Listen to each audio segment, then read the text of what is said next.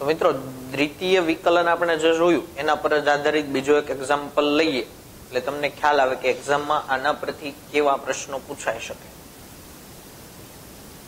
y બરાબર a cos log x plus b sin log x. આવી રકમ હોય તો માનો કે આ રીતનો ક્વેશ્ચન એક્ઝામમાં આવ્યો કે ભાઈ x² y2 plus xy1 plus y બરાબર ખાલી જગ્યા. માનો કે આ રીતનો કોઈ એક પ્રશ્ન છે તો બે રીતે દાખલો ગણી શકાય. એક તો તમે y1 મેળવી લો, y1 એટલે આનું વિકલન કરી દો એકવાર, y2 મેળવી લો એટલે આનું ફરીથી વિકલન કરી દો. તો y2 ની કિંમત મૂકો, y1 ની કિંમત મૂકો અને y ની કિંમત તો આપેલી છે અહીંયા મૂકો. એ રીતે પણ ગણી શકાય. અથવા એ પ્રોસેસ વધી જશે એના કરતા ટૂંકું. ચાલો પેલા એકવાર વિકલન કરીએ. તો એકવાર વિકલન કરો તો y નું વિકલન થશે y1 dy/dx લખશું એના કરતા y1 લખીએ કેમ કે આપણે પરિણામમાં શું લાવવાનું છે y1. એ તો અચળ પદ છે. cos log x નું વિકલન માઇનસ sin log x કેમ કે cos નું વિકલન sin થશે ને અને log x નું વિકલન 1/x. ચાલો પ્લસ b અચળ પદ છે એમને sin log x નું વિકલન કરીએ તો sin નું વિકલન થશે cos log x અને log x નું વિકલન 1/x. ક્લિયર એટલું? ચાલો હવે એક બીજી વસ્તુ જુઓ. y1 જુઓ તમને મળી ગયો. માનો કે y2 મેળવવો છે તો ફરીથી વિકલન કરો તો અહીંયા જુઓ ભાગાકારનો નિયમ આવશે. અહીંયા તે ભાગાકારનો નિયમ આવશે. ફરીથી વિકલન કરો એટલે અહીંયા ભાગાકારનો નિયમ આવે. અહીંયા તો ફરીથી વિકલન કરવું એના કરતા એક કામ કરીએ. આજે બંનેના છેદમાં x છે એને આપણે આ બાદ લઈ લઈએ એટલે xy1 મળી જાય. જો અહીંયા xy1 છે તો બંનેના ભાગાકારમાંથી x ને આ બાજુ લઈ લઈએ એટલે ગુણાકારમાં આવી જાય. xy1 બરાબર શું વધે છે તો કે -a sin log x plus b cos log x. ચાલો ક્લિયર છે એટલું? હવે ફરીથી વિકલન કરતા, બીજી વાર વિકલન કરતા અહીંયા લાઈન લખવી હોય તો લખી દેવાની કે ભાઈ ફરીથી વિકલન કરતા. ચાલો બીજી વાર વિકલન કરીએ તો બંને બાજુ વિકલન કરવું પડશે. આ બાજુ વિકલન કરીએ તો જો ગુણાકારનો નિયમ આવશે. ચાલો તો ગુણાકારના નિયમ પ્રમાણે માનો કે પહેલું એમને y1 નું વિકલન થાય y2 કેમ કે y1 એટલે dy/dx નું વિકલન શું થાય d2y/dx એટલે y1 નું વિકલન થશે y2 પ્લસ માની લો કે y1 એમને છે અને x નું વિકલન કરો તો 1. ચાલો સામેની બાજુ પણ વિકલન કરીએ.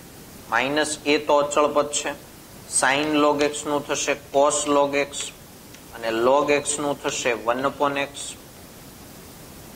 ચાલો અહીંયા b અચળ છે, cos નું થશે -sin log x અને log x નું થશે 1/x. ક્લિયર છે એટલું? ચાલો હવે એક કામ કરીએ. ફરીથી અહીંયા જો બંનેના છેદમાં x આવ્યા એને હું અહીંયા લઈ લઉં એટલે ફાયદો શું થશે તો કે x² y2 પ્લસ xy1. જો જે પરિણામમાં આપણે લાવવાનું છે ને એવા બે પદ મળી ગયા. ચાલો હવે અહીંયા શું વધશે તો કે -a cos log x -b sin log x. મિત્રો તમે ધ્યાનથી જુઓ ને તો આ ભાગ તો ફરીથી રકમ બની ગઈ છે. જો ખાલી માઇનસ ની નિશાની એમાં તમે કોમન કાઢી લો. a cos log x plus b sin log x. જો એ જ પદ છે. માઇનસ ની નિશાની એમાંથી જો તમે કોમન કાઢી લો x² y2 પ્લસ xy1 માનો કે માઇનસ ની નિશાની કોમન કાઢી એટલે આ પદ બની ગયું એટલે y બની ગયું. એડી માઇનસ y ને આ બાદ લઈ લઈએ તો x² y2 plus xy1 y ને આ બાદ લઈ લો પ્લસ y બરાબર સામેની બાજુ શું વધ્યા તો કે 0. તો આનો જવાબ આવશે 0. ક્લિયર? આ રીતના પ્રશ્ન પણ તમને દ્વિતીય વિકલનમાંથી પૂછાતા હોય છે. ત્યાંથી આગળ વધીએ તો ચેપ્ટરમાં આપણે છેલ્લે બે પ્રમેય ભણ્યા હતા જેને મધ્યકમાનના પ્રમેયો કહેવાય. શું કહેવાય? મધ્યકમાનના પ્રમેય.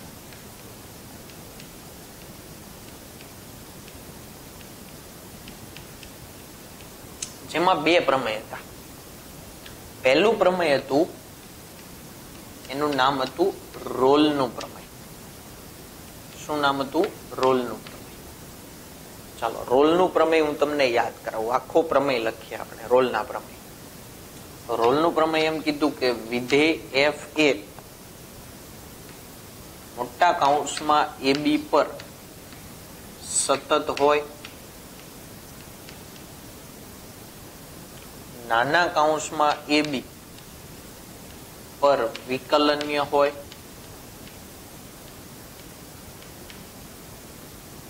એફ ઓફ એ બરાબર એફ ઓફ બી હોય. જો આ ત્રણ વસ્તુ હોય, મોટા કૌંસમાં એ બી પર સતત હોય, નાના કૌંસમાં એ બી પર વિકલન્ય હોય અને એફ ઓફ એ બરાબર એફ ઓફ બી થતું હોય. જો આ ત્રણ વસ્તુ થતી હોય તો જ રોલનું પ્રમેય લાગુ પડે. અને રોલનું પ્રમેય શું કહે છે? તો કે તો તમને કોઈ એક સંખ્યા, અત્યારે આપણે સી કહી દઈએ, કોઈ એક એવી સંખ્યા સી મળશે કે જે અંતરાલ એ બી માંથી હશે પણ નાના કૌંસમાં. એવી મળે કે જેથી એફ ડેશ ઓફ સી બરાબર 0 થાય. આ છે રોલનું પ્રમેય. એફ એ મોટા કૌંસમાં એ બી પર સતત હોય, નાના કૌંસમાં એ બી પર વિકલન્ય હોય ને એફ ઓફ એ બરાબર એફ ઓફ બી થતા હોય, આ ત્રણ વસ્તુ બનતી હોય તો રોલનું પ્રમેય લાગુ પડે. અને તો રોલનું પ્રમેય શું કહે છે? તો કે કોઈ એક એવી સંખ્યા સી અંતરાલ એ બી માંથી મળે કે જેથી એફ ડેશ ઓફ સી બરાબર શું થાય? 0. એક્ઝામ્પલ લઈએ એટલે તમને ખ્યાલ આવે. કેવો પ્રશ્ન આમાંથી તમને પૂછાય? તો કે એફ ઓફ એક્સ બરાબર રકમ માનો કે આપેલી છે x² - 4x + 3 અને બાજુમાં અંતરાલ આપેલો હોય 1, 3 અને એમ કે આના પર રોલનું પ્રમેય લાગુ પાડતા સી બરાબર ખાલી જગ્યા મળે. એવો પ્રશ્ન પૂછાય. તમારે સી ની કિંમત મેળવવાની થશે. શેની? સી. બરાબર. ચાલો, તો પેલા સૌ પ્રથમ રોલનું પ્રમેય લાગુ પડશે કે કેમ એની વાત કરીએ. તો રોલનું પ્રમેય લાગુ ક્યારે પડે? તો ત્રણ નિયમો આપણે લખ્યા છે કે એફ એ બી પર આ એ થશે, આ બી થશે. આ એફ એ બી પર સતત હોવા જોઈએ. બોલો, આ કેવું વિધેય છે? જો આ બહુપદી વિધેય કહેવાય. તો આપણે જોયું છે કે બહુપદી વિધેય તો હંમેશા કેવું હોય છે? સતત હોય છે. આખા આર પર સતત હોય છે. તો અહીંયા તમે એમ લખી શકો કે એફ ઓફ એક્સ એ બહુપદી વિધેય છે, તેથી તે 1, 3 પર સતત છે. અને ક્લિયર જ છે, વિકલન્ય પણ છે. જો એનું વિકલન પણ થાય જ છે. એફ ઓફ એક્સ એ નાના કૌંસમાં 1, 3 પર વિકલન્ય પણ છે જ. ચાલો, પેલી બે શરતનું પાલન લગભગ બધા જ દાખલામાં થતું જ હશે. અહીંયાથી સ્ટાર્ટ કરવાનું કે ભાઈ એફ ઓફ એ બરાબર એફ ઓફ બી થાય છે કે કેમ? એફ ઓફ એ એટલે એફ ઓફ 1 અને એફ ઓફ બી એટલે એફ ઓફ 3. તો એફ ઓફ 1 અને એફ ઓફ 3 તમારે બંને વસ્તુ મેળવવાની છે અને બંને ઇક્વલ થવી જોઈએ. ચાલો, એફ ઓફ 1 મેળવીએ.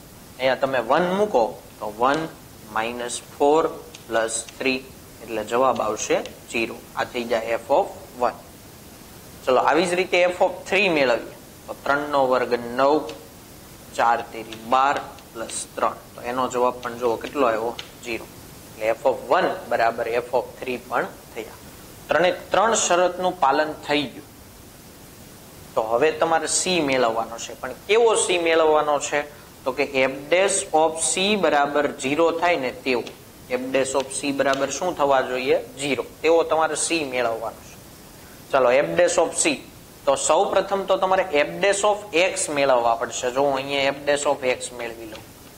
ચાલો, એફ ડેશ ઓફ એક્સ એટલે આનું વિકલન કરો તો 2x - 4. તો એફ ડેશ ઓફ એક્સ બરાબર 2x - 4 હોય તો એફ ડેશ ઓફ સી બરાબર શું લખાય? 2c - 4 લખાય બરાબર 0. તો જો તમને સી ની વેલ્યુ મળી. સી બરાબર મળ્યા 2. પણ સી ની આ વેલ્યુ માન્ય તો જ ગણાય જો એ નાના કૌંસમાં a અને b ની વચ્ચે હોય તો, એટલે કે એ નાના કૌંસમાં 1 અને 3 ની વચ્ચે હોય તો જે છે. માટે સી બરાબર આ દાખલાનો જવાબ શું આવ્યો? આવો પ્રશ્ન તમને પૂછે. ખ્યાલ આવે છે? આને કહેવાય રોલનું પ્રમેય. ચાલો ફરીથી એકવાર જોઈએ તો કે રોલનું પ્રમેય શું કહે છે? તો વિધેય f એ મોટા કૌંસમાં ab પર સતત હોય, નાના કૌંસમાં ab પર વિકલન્ય હોય, f of a બરાબર f of b થતા હોય, આ ત્રણે શરતનું પાલન થતું હોય તો રોલનું પ્રમેય લાગુ પડે. અને રોલનું પ્રમેય શું કહે છે? તો કે તો કોઈ તમને એક એવું c મળશે કે જેથી f dash of c બરાબર શું થાય? 0. એટલે આપણે દાખલો ગણતા હોય ત્યારે f dash of c બરાબર 0 લેવાના અને c ની વેલ્યુ મેળવવાની. ક્લિયર એટલું? ચાલો બીજો દાખલો રોલના પ્રમેય પરનો જ જોઈએ કે ભાઈ f of x બરાબર માનો કે તમને આપેલા છે sin x. f of x બરાબર શું આપેલા છે? sin x 0 થી π. તમને આ પ્રશ્ન આ રીતે જ પૂછાય કે f of x બરાબર sin x અંતરાલ આપેલો છે 0 થી π માં રોલનું પ્રમેય લાગુ પાડતા c બરાબર ખાલી જગ્યા મળે. રેડી? ચાલો તો રોલનું પ્રમેય લાગુ પડશે કે નહીં પેલા આપણે જોવું પડે. 3 શરતો છે. પહેલી શરત કે f of x જે છે, f of x એટલે શું આપેલા છે? sin x. તો sin x એ 0 થી π માં સતત હોવા જોઈએ. તો sin x એ 0 થી π માં સતત જ છે, ત્રિકોણમિતિ વિધેય છે એટલે. તો f of x એ 0 થી π માં સતત છે અને નાના કૌંસમાં 0 થી π માં વિકલન્ય પણ છે. મેં તમને કીધું એમાં પેલી બે વસ્તુ ચેક નહીં કરો તો પણ ચાલશે, MCQ છે એટલા માટે. સતત અને વિકલન્ય તો હશે. ડાયરેક્ટ ત્રીજા પ્રશ્નથી શરૂ કરવાનું. ત્રીજી શરત શું હતી? તો કે f of a બરાબર f of b થવા જોઈએ. એટલે કે f of 0 અને f of π ની વેલ્યુ સમાન થવી જોઈએ. પેલા હું f of 0 ની વેલ્યુ મેળવી લઉં. f of 0 એટલે sin 0, sin 0 એટલે 0 અને f of π એટલે sin π અને sin π એટલે પણ 0. આના પરથી તમે લખી શકો કે f of 0 બરાબર f of π. ત્રણ શરતનું પાલન થઈ ગયું, સતત થઈ ગયું, વિકલન્ય થઈ ગયું અને f of a બરાબર f of b પણ થઈ ગયા. તેથી રોલનું પ્રમેય લાગુ પાડી શકાય. ચાલો રોલનું પ્રમેય શું કહે છે? તો f dash of c બરાબર શું લેવાના? તો કે 0. પહેલા તો f dash of x મેળવી લઈએ આપણે. બોલો f dash of x એટલે કે sin x નું વિકલન કેટલું થશે? તો કે cos x. તો f dash of x બરાબર cos x હોય તો f dash of c બરાબર શું થાય? તો કે cos c બરાબર 0. તમારે તો c મેળવવાનો હતો ને. ચલો cos ની વેલ્યુ 0 ક્યારે થાય? ઘણી બધી વાર થાય. π/2, 3π/2, 5π/2, 7π/2 બધી જગ્યા પર cos ની વેલ્યુ કેટલી થાય? 0. પણ c ની આપણે એવી જ વેલ્યુ લેવાની છે કે જે આ અંતરાલની વચ્ચે આવેલી હોય. તો 0 થી π, 0 થી શરૂ કરીને π સુધી જવાનું છે. તો એની વચ્ચે cos ની વેલ્યુ 0 ક્યાં થાય? તો કે π/2 પાસે. એટલે c બરાબર π/2 કે જે 0 થી π ની વચ્ચે છે. માટે c બરાબર શું જવાબ આવશે? તો કે π/2. ક્લિયર એટલું? તો મિત્રો આ થઈ ગયું રોલનું પ્રમેય.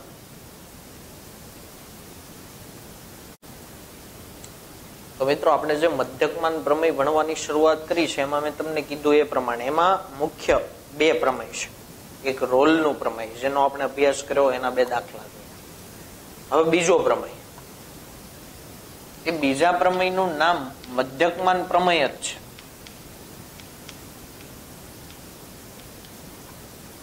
કોણે આપેલું? તો કે લાંગ્રાન્જે. કોણે આપેલું? લાંગ્રાન્જે. બરાબર? મધ્યકમાન પ્રમેયમાં 2 પ્રમેય છે. પહેલું રોલનું પ્રમેય અને બીજું મધ્યકમાન પ્રમેય જ. આનું નામ મધ્યકમાન પ્રમેય જ છે. કોણે આપેલું? લાંગ્રાન્જે. બરાબર? ઓકે, ચાલો આ પ્રમેય અને રોલના પ્રમેયમાં ફરક શું છે એની વાત કરીએ. તો આમાં પણ શરૂઆતમાં તમારે 2 કન્ડિશન ચેક કરવાની છે. પહેલી 2 કઈ? પેલાની જેમ જ તે કે વિધેય f એ મોટા કૌંસમાં ab પર સતત હોય, નાના કૌંસમાં ab પર વિકલન્ય હોય. જોજો આમાં બે જ પ્રમેય છે, બે જ નિયમો ચેક કરવાના છે. પેલામાં રોલના પ્રમેયમાં ત્રીજો નિયમ પણ આવતો, એફ ઓફ એ બરાબર એફ ઓફ બી. આમાં ઈ વસ્તુ ચેક કરવાની નથી, માત્ર બે જ વસ્તુ ચેક કરવાની છે. જો આવું થતું હોય તો મધ્યકમાન પ્રમેય લાગુ પડી જાય. અને મધ્યકમાન પ્રમેય શું કહે છે? તો આમાં પણ તમને કોઈ એક એવો સી બિલોંગ્સ ટુ નાના કૌંસમાં એ બી મળશે કે જેથી એફ ડેશ ઓફ સી બરાબર, પેલામાં 0 લેતા ને આપણે, આમાં આવશે f of b minus f of a upon b minus a થાય. આ છે મધ્યકમાન પ્રમેય. રોલના પ્રમેયમાં પણ આ વસ્તુ તો આવતી જ કે એફ એ બી પર સતત હોય, નાના કૌંસમાં એ બી પર વિકલન્ય હોય. તો સી બિલોંગ્સ ટુ એ બી તમને એવા મળે છે કે જેથી એફ ડેશ ઓફ સી બરાબર રોલના પ્રમેયમાં 0 આવતા આમાં 0 નહીં, શું લેવાનું? F of b minus f of a upon b minus a. આમાં પણ તમને સી ની વેલ્યુ મેળવવાના જ પ્રશ્ન પૂછાશે. માનો કે હું તમને એક એક્ઝામ્પલ આપું કે માનો કે આવો પ્રશ્ન પૂછાણો છે કે ભાઈ એફ ઓફ એક્સ બરાબર લોગ એક્સ અને અંતરાલ આપેલો છે 1 થી e. ઈ ની વેલ્યુ તમને ખબર છે ને? હા, ઓકે, ચાલો. એફ ઓફ એક્સ બરાબર લોગ એક્સ મોટા કૌંસમાં 1 થી e. તમને પ્રશ્ન આ રીતે પૂછાય, પર મધ્યકમાન પ્રમેય લાગુ પાડો તો સી બરાબર ખાલી જગ્યા. આવો પ્રશ્ન પૂછાય. ચાલો, તો આમાં મધ્યકમાન પ્રમેય પેલા લાગુ પડે છે કે નહીં એ જોઈએ. તો પેલા એફ ઓફ એક્સ જે છે એ આ જ અંતરાલમાં સતત થવા જોઈએ. તો એફ ઓફ એક્સ બરાબર તો લોગ છે ને લઘુગુણકીય વિધેય 1 થી e પર સતત જ છે. તો એફ ઓફ એક્સ બરાબર લોગ એક્સ એ 1 થી e પર સતત છે અને નાના કૌંસમાં 1 થી e પર વિકલન્ય પણ છે જ. ક્લિયર એટલું? ચાલો, હવે તો મધ્યકમાન પ્રમેય લાગુ પડે છે. તો મધ્યકમાન પ્રમેય લાગુ પાડીએ તો મધ્યકમાન પ્રમેયમાં આપણે એવું શીખ્યા કે એફ ડેશ ઓફ સી બરાબર f of b minus f of a upon b minus a. આવું થશે.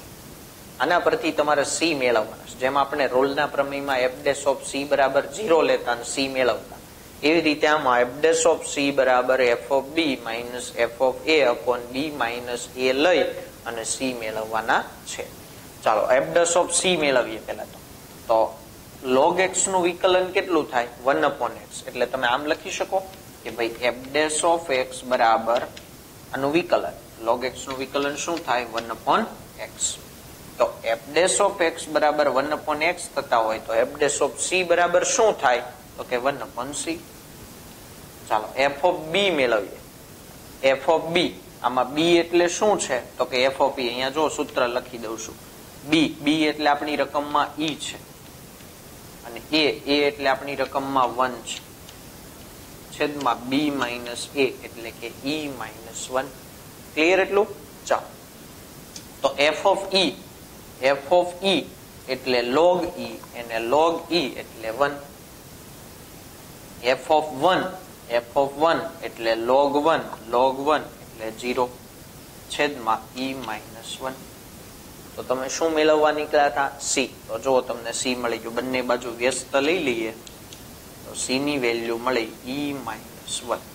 પણ આ વેલ્યુ આ અંતરાલમાં હોવી જોઈએ, નાના કૌંસમાં. તો છે કે નહીં જોવું પડશે ને. તો તમે જાણો છો ઈ ની વેલ્યુ 2 કરતા મોટી છે. ઈ ની કિંમત કેવી છે? 2 કરતા મોટી. તો 2 કરતા મોટી કોઈ કિંમત હોય ને એમાંથી તમે 1 બાદ કરો, 2 કરતા કોઈક મોટી કિંમત હોય એમાંથી 1 બાદ કરો તો એનો જવાબ 1 અને ઈ ની વચ્ચે જ આવે કે નહીં?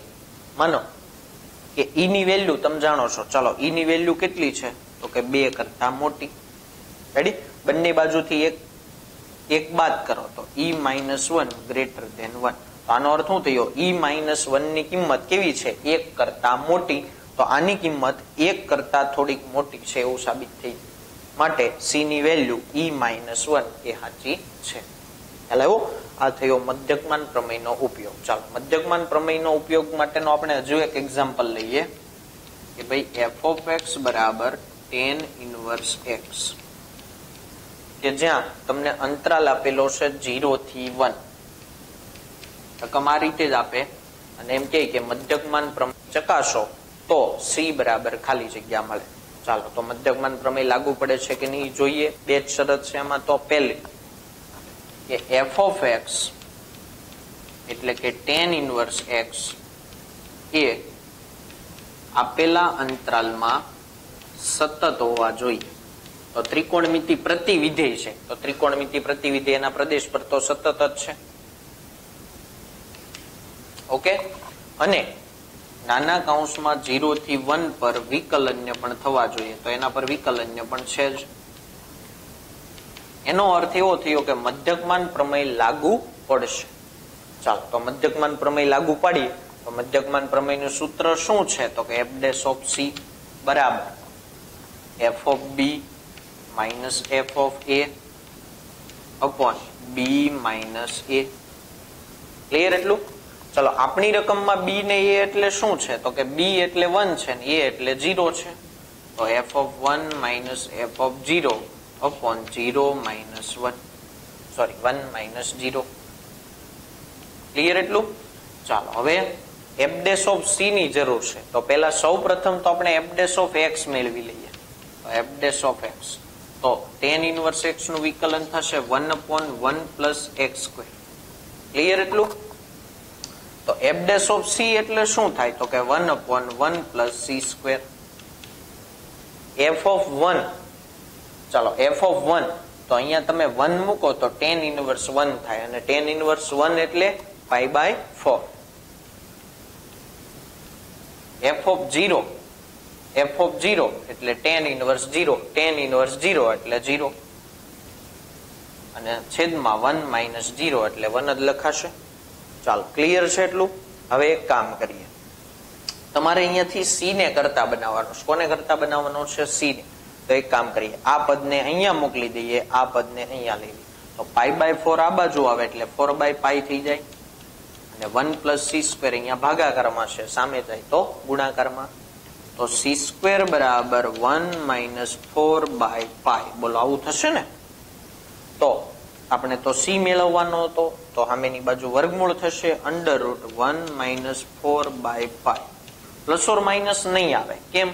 તો કે જે આપણે જે જવાબ લાવવાનો છે એ 0 થી 1 માં લાવવાનો છે, એમાં ઋણ કિંમત આવતી નથી. ચાલો હવે આપણે આ ચેક કરવું પડશે ને કે આની વેલ્યુ 0 ને 1 ની વચ્ચે છે કે નહીં. તો તમે વિચારો, પાઈ એટલે 3.14, 4/3.14 એટલે 1 પોઈન્ટ સમથિંગ આવે. 1 માંથી 1 પોઈન્ટ સમથિંગ જાય એટલે 0 પોઈન્ટ કઈક વધશે, અને એનું વર્ગમૂળ કાઢો, એનો જવાબ પણ 0 પોઈન્ટ સમથિંગ જ આવશે. તો ઈ વેલ્યુ 0 અને 1 ની વચ્ચે આવે છે, માટે c બરાબર √1 માઇનસ 4/π આ જવાબ. ક્લિયર એટલું? તો આ થયું મિત્રો મધ્યકમાન પ્રમેય.